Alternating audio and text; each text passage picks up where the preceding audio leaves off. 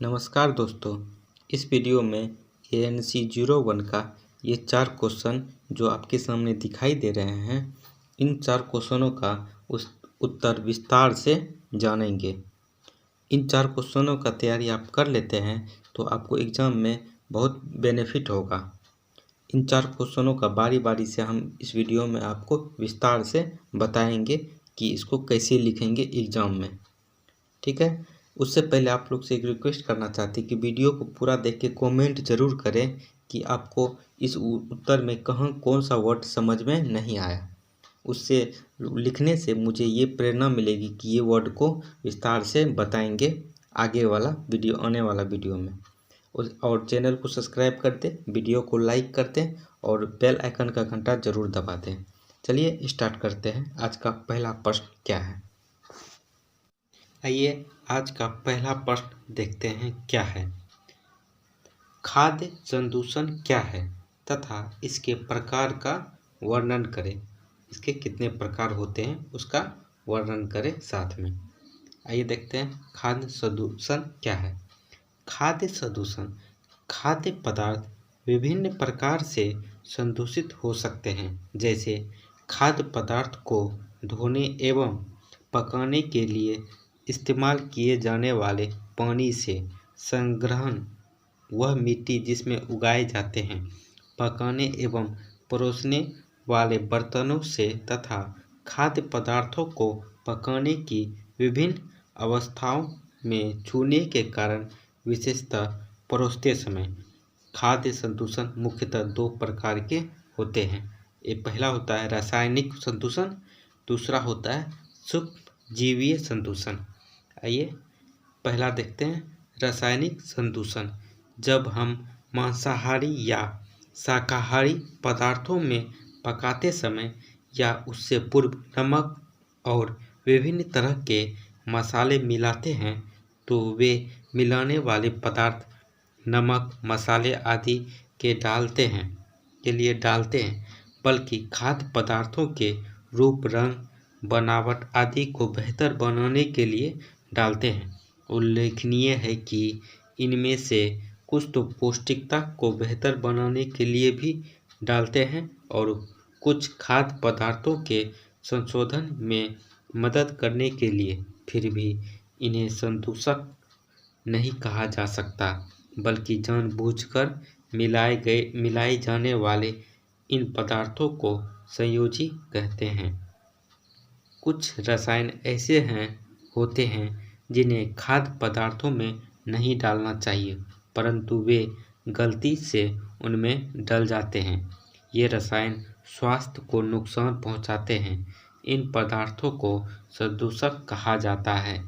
पीरकनाशी दवाएं ऐसे ही विषाक्त रसायनों के कुछ उदाहरण हैं।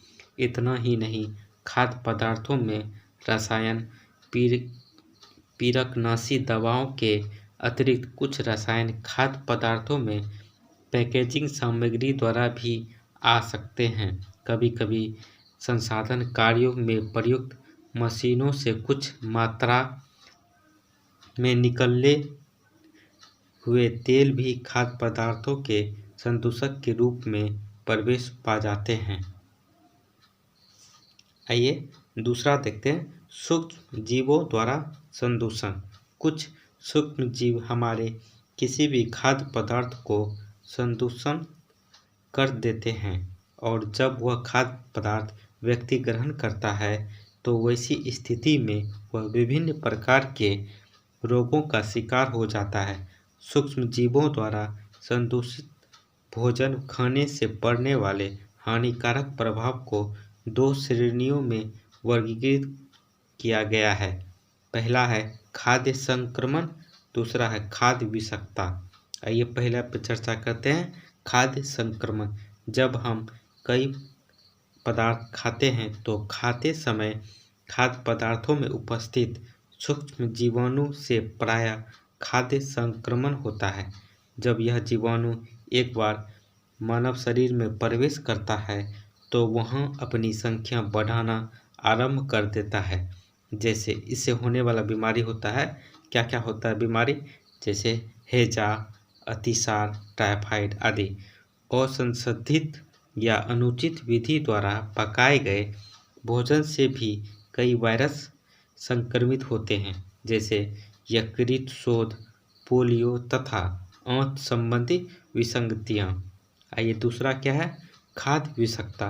भोजन खाए जाने से पहले सूक्ष्म जीवाणुओं द्वारा भोजन में उत्पन्न विषैले खाद्य विषाक्तता का कारण बनते हैं। ऐसे खाद्य पदार्थों के सेवन से उनमें विषाक्त पदार्थों की वजह से व्यक्ति बीमार पड़ जाता है।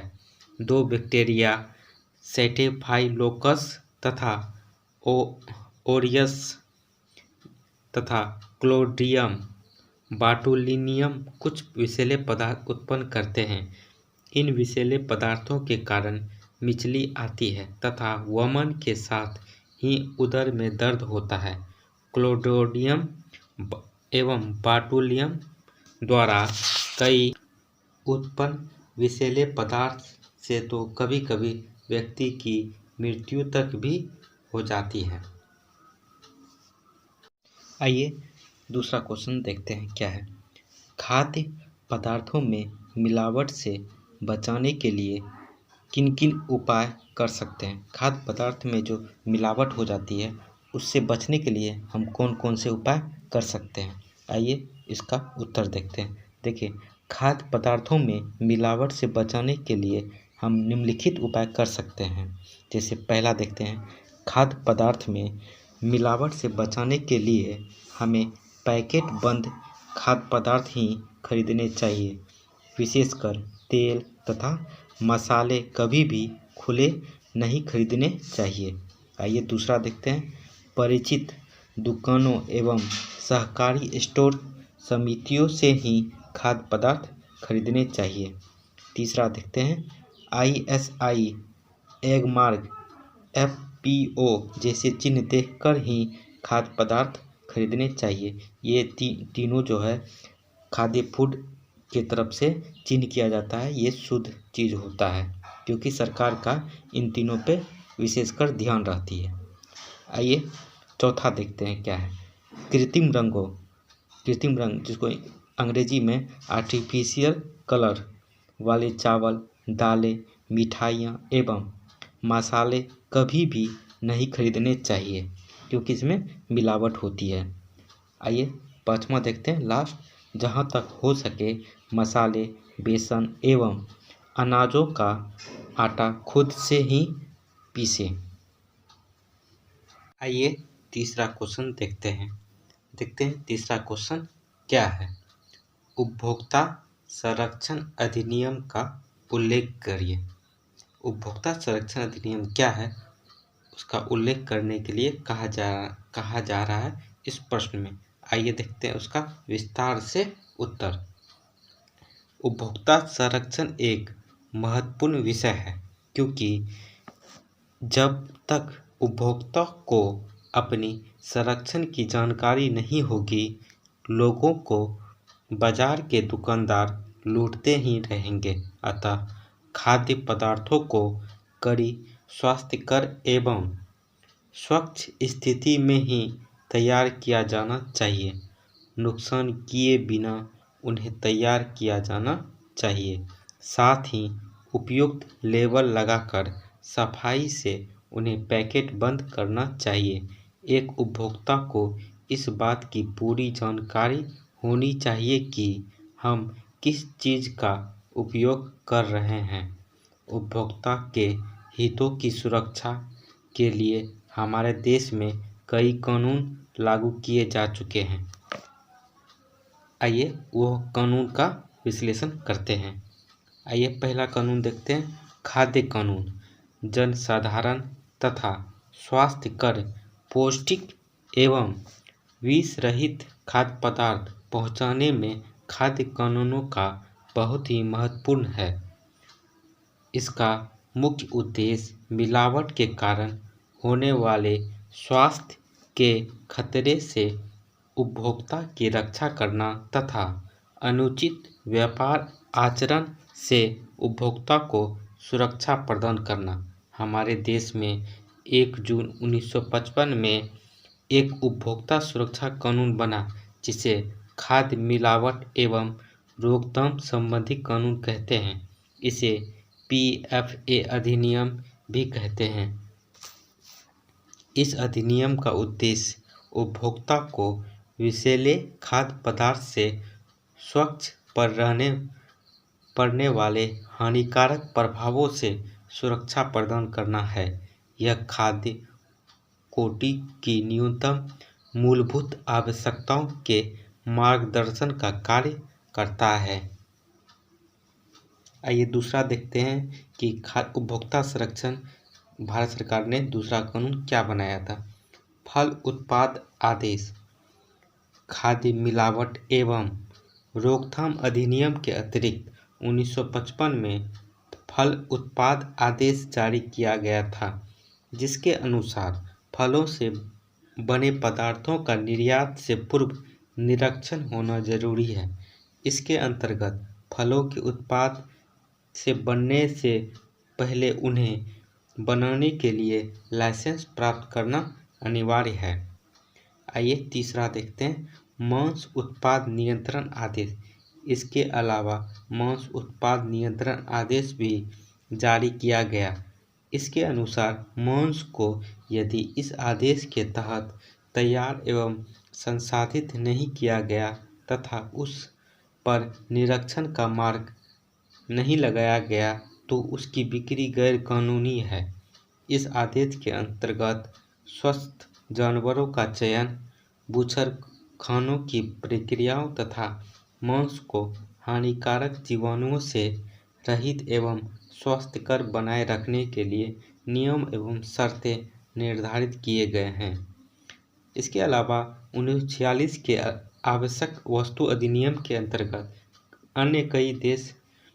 अन्य कई आदेश जारी किए गए हैं, जो आम जनता के हित में पदार्थों के उत्पादन, संग्रहण, वितरण एवं व्यापार पर नियंत्रण रखते हैं। आइए देखते हैं क्वेश्चन नंबर 4 क्या है। जीरोपोथोलेमिया क्या है, इसके लक्षण तथा इसके मुख्य कारण बताएं। देखिए, जीरोपोथोलेमिया रोग जो है ये आँखों से संबंधित है और ये रोग विटामिन ए के कारण होता है, कमी के कारण होता है। विटामिन ए की कमी के कारण यह रोग होता है। देखते हैं इसका विस्तार से उत्तर और कैसे आप लिखेंगे इसको एग्जाम में, इसको विस्तार से हम इसको बताते हैं। हमारे देश में यानी भारत में लगभग 150 लाख अंधे लोगों में से अनुपातः 1/4 जीरोपोथोलेमिया के कारण अंधे हैं। विटामिन ए की कमी से आँखों में होने वाले परिवर्तनों को शुष्का छिपाक, हिंदी में इसको जीरोपोथोलेमिया को हिंदी में शुष्का छिपाक कहते हैं या जीरोपोथोलेमिया कहते हैं। वही पता है कि इसको हिंदी में शुष्का छिपाक कहते हैं। हालांकि विटामिन ए की कमी किसी भी आयु में हो सकती है, परंतु 3 से 4 वर्ष के बच्चों ही अधिकांशतः इस घातक विसंगति के शिकार होते हैं। आइए देखते हैं इसका लक्षण क्या है। जब ये हो जाता है तो इसका क्या क्या लक्षण दिखाई देने लगता है शरीर में। देखिए, जीरोपोथोलेमिया के नैदानिक लक्षण निम्नलिखित हैं। रतौंधी, देखिए रतौंधी होता है तो क्या शरीर में दिखने लगता है। जीरोपोथोलेमिया का प्रारंभिक लक्षण रात का अंधापन है, जिसे रतौंधी कहते हैं। इस बीमारी से ग्रस्त व्यक्ति को अंधेरे वाला स्थान पर दिखाई नहीं देता है। दूसरा देखते हैं क्या लक्षण है। कंजकटुआ का सूखना।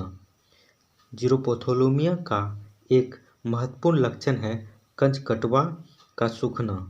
सामान्य आँखों को ढकने वाली बाहरी पतली पारदर्शी परत चमकदार, सफ़ेद और आर्द्र होती है, परंतु इस बीमारी के शिकार बच्चों में या लोगों में यह बदरंग, सूखी तथा चमकहीन हो जाती है। यहाँ तक कि आँखों के आंसू भी कंजकटुआ को गीला नहीं रख पाते हैं। आइए तीसरा देखते हैं क्या है। बिटौट बिंदु। कंजकटुआ में सूखे, सफ़ेद या भूरे रंग के त्रिभुज आकार के धब्बे दिखाई देते हैं। इन धब्बों को बिटौट बिंदु कहा जाता है। ये आँख में नाक की तरफ वाले भाग की तुलना में कान की तरफ वाले भाग में अधिक होते हैं। आइए चौथा बिंदु देखते हैं, इसका क्या लक्षण है। कॉर्निया का सूखना। कंजक्टिवा की भांति सामान्य कॉर्निया आँख की सबसे बाहरी परत का अगला पारदर्शी भाग भी आर्द्र तथा चमकदार होता है। जब विटामिन ए की कमी हो जाती है तो कॉर्निया सूख जाता है तथा कांतिहीन हो जाता है। यह पीसे हुए कांच की भांति दिखाई देता है। इस स्थिति को कॉर्नियल या जीरोसिस कहते हैं, अर्थात कॉर्निया का सूखना आँख के काले भाग में या सफ़ेद धब्बे सामान्य दृष्टि में बाधा उत्पन्न करते हैं। आइए पाँचवां देखते हैं बिंदु क्या है। क्रेटोमलेशिया। जीरोपोथोलमिया का सबसे अधिक भयंकर रूप से क्रेटोमलेशिया के नाम से जाना जाता है। इस स्थिति में कॉर्निया बहुत ही नर्म तथा संवेदनशील हो जाती है तथा इसमें आसानी से संक्रमण हो जाता है। आइए इसका कारण जानते हैं कि ये रोग क्यों होता है। जीरोपोथोलमिया रोग क्यों होता है, किसके कमी के कारण होता है, इसके क्या क्या कारण है होने का देखते हैं। जीरोपोथोलमिया 1 से 3 वर्षों के बच्चों में अधिकतम पाया जाता है। यह रोग महिलाओं की अपेक्षा पुरुषों में अधिक पाया जाता है। इस रोग के कारण निम्नलिखित हैं। आइए उसका कारण जानते हैं क्यों होता है। पहला कारण देखते हैं, आहार में विटामिन ए की अपर्याप्त मात्रा। आहार में विटामिन ए की अपर्याप्त मात्रा से ही जीरोपोथोलमिया रोग होने का मूल कारण है। दूसरा देखते हैं, मातृ कुपोषण। गरीब ग्रामीण परिवारों के बच्चों में जन्म के समय यकृत में बहुत कम मात्रा में विटामिन ए संग्रहित होता है, क्योंकि गरीबी के कारण उनकी माताओं में विटामिन ए की कमी होती है। आइए तीसरा देखते हैं क्या है। संक्रमण तथा ग्रसन। बच्चों में अतिसार तथा श्वसन संक्रमण तथा कृमि ग्रसन, गोल कृमि ग्रसन आम बात है। यह रोग विटामिन के अवशोषण को कम कर देता है, जिससे विटामिन ए की कमी हो जाती है और यह रोग उत्पन्न होने लगता है। थैंक यू दोस्तों, कैसा लगा आपको वीडियो कमेंट करके ज़रूर बताएं। चैनल को सब्सक्राइब कर दें, दोस्तों के साथ ज़रूर शेयर करें ये वीडियो जो ANC 01 का ये प्रश्न देखना चाहता है। चलिए थैंक यू, जय हिंद, जय भारत।